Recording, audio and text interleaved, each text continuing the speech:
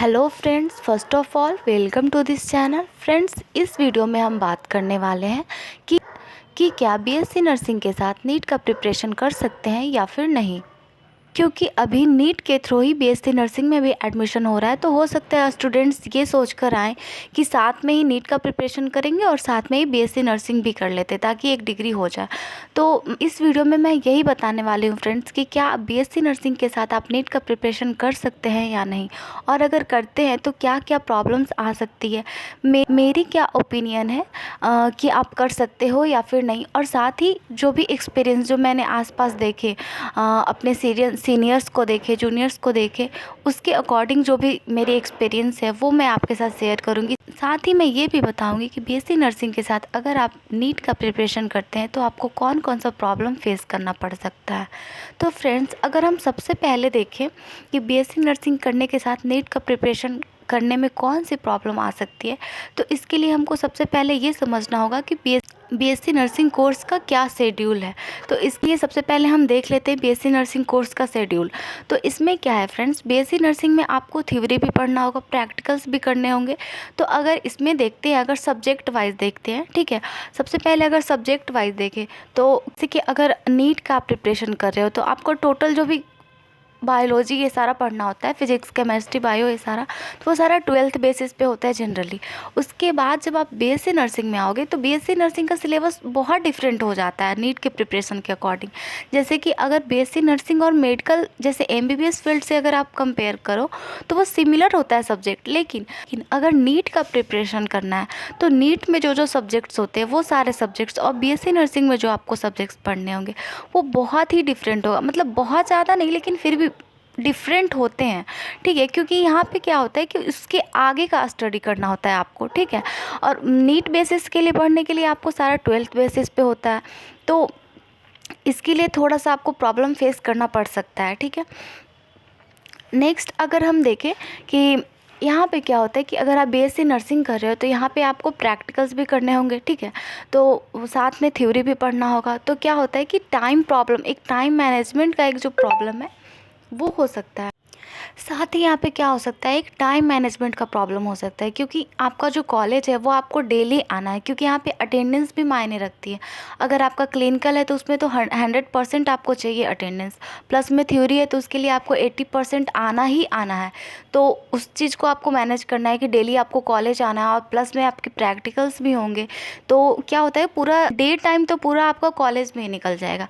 इसके साथ ही आपको बहुत सारे असाइनमेंट्स होते हैं यहाँ के, वो सारा करना पड़ेगा। साथ ही एग्ज़ाम होंगे वो सारा पढ़ना पड़ेगा, एग्ज़ाम के लिए भी आपको पढ़ाई करनी ही पड़ेगी। तो ये सारा कुछ हो जाता है। साथ ही यहाँ का जो भी सेशनल एग्ज़ाम होगा, सेमेस्टर एग्ज़ाम्स होंगे, ईयरली एग्ज़ाम होगा, वो सारा आपको देना है। तो उसके लिए भी आपको प्रिपेयर करना है खुद को, उसके लिए सारा बहुत सारे असाइनमेंट्स होते हैं वो सारा प्रिपेयर करना होगा। तो इन सब चीज़ों में भी थोड़ा सा टाइम मैनेजमेंट का प्रॉब्लम आ सकता है। और इसके अलावा अगर टाइम टेबल का देखें तो आपका सुबह 8 से लेकर शाम 5 बजे तक आपका पूरा क्लास टाइम ही रहेगा, मतलब क्लास प्लस प्रैक्टिकल। तो मतलब कि पूरा डे टाइम पूरा आपका निकल गया, कॉलेज में ही निकल जाएगा। बाकी आपका नाइट टाइम बचता है, ठीक है। तो उसमें ही आपको टाइम को मैनेज करके अपना पढ़ाई करना होगा, ठीक है। अब ये देख लेते हैं फ्रेंड्स कि आप नीट का प्रिपरेशन कर सकते हैं कि नहीं। तो it all depends on you, because her person का अपना अपना एक पोटेंशियल होता है। और ये अगर आपके अंदर एकदम स्ट्रॉन्ग विलिंग है कि आप बीएससी नर्सिंग के साथ आप नीट का प्रिपरेशन कर लोगे तो ऑफ कोर्स आप कर लोगे, क्योंकि सारा कुछ एक टाइम मैनेजमेंट का ही खेल है। तो अगर आप देखो कि मतलब डे टाइम में आप सारा कॉलेज करते हो, उसके बाद नाइट टाइम अगर आप बहुत तो शाम में अगर 5 बजे से भी पढ़ना स्टार्ट करते हो तो 5 to अगर 11 o'clock भी पढ़ते हो, अगर मॉर्निंग में उठकर पढ़ लेते हो तो आप मैनेज कर सकते हो, उतना भी ज़्यादा टफ नहीं होता है कॉलेज लाइफ। और इसकी एक चीज़ है कि अगर आप फर्स्ट ईयर में प्रिपरेशन करना स्टार्ट किए हो तो धीरे धीरे क्या होता है कि स्टार्टिंग में जैसे फर्स्ट ईयर सेकेंड ईयर जैसे ही जाए तो आपका शुरू में क्या होता है कि थ्योरी पोर्शन ज़्यादा होता है, प्रैक्टिकल थोड़ा कम होता है। तो जैसे जैसे आपका ईयर बढ़ेगा, मतलब फर्स्ट ईयर में आपका थ्योरी पोर्शन ज़्यादा है और प्रैक्टिकल पोर्शन कम होता है, सेकेंड ईयर में आपका थ्योरी पोर्शन फर्स्ट ईयर के कंपेरिजन में थोड़ा सा कम हो जाता है और प्रैक्टिकल जो है आपका ज़्यादा हो जाता है। इसी तरह से अगर आप देखें तो थ्योरी पोर्शन अगर फर्स्ट ईयर में ज़्यादा है तो क्या होता है कि प्रैक्टिकल में हम लोगों को जाना पड़ता है कहीं दूसरे जगह हॉस्पिटल, फिर वहाँ पे पूरे डे ड्यूटी करना पड़ता है, तो इसमें ज़्यादा थकान हो जाती है। लेकिन अगर थ्योरी पोर्शन देखें तो वो पढ़ने का पार्ट होता है, तो उसमें हम लोगों को उतना नहीं लगता है। तो पढ़ाई हम मुझे ऐसा लगता है कि अगर थ्योरी पोर्शन ज़्यादा है तो हमको लगता है फर्स्ट ईयर में आपको आने में, यहाँ पे थोड़ा बहुत सेटल होने में भी थोड़ा सा टाइम लग जाता है। तो उसके बाद फिर जब आप स्पीड पकड़ोगे पढ़ने का, तो मुझे लगता है कि आप फर्स्ट ईयर में ज़्यादा अच्छे से प्रिपेयर कर सकते हो, ठीक है, नीट का।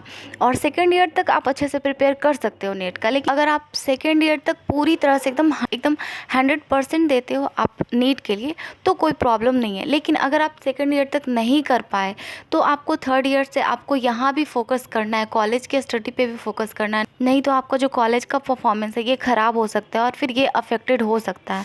तो आपको थोड़ा सा दोनों को बैलेंस करके चलना होगा। मेरे अकॉर्डिंग तो आपको फर्स्ट ईयर सेकेंड ईयर तक आप पूरा 100% देकर आप नीट निकालो, अगर आप चाहते ही हो नीट में जाने के लिए तो।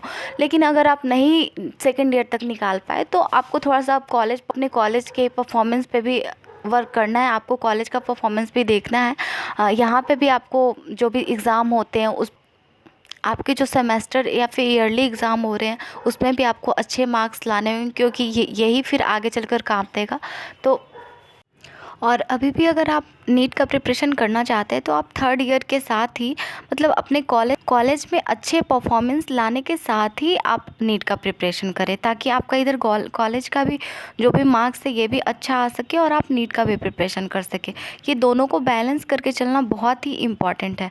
तो मेरे अकॉर्डिंग आपको दोनों को एक साथ बैलेंस करके चलना होगा।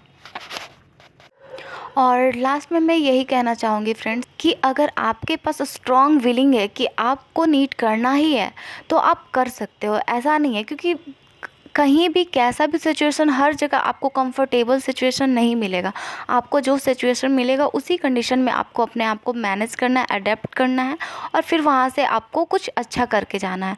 तो बहुत ज़्यादा टफ नहीं होता है। आप बीएससी नर्सिंग के साथ नीट का प्रिपरेशन आराम से कर सकते हो।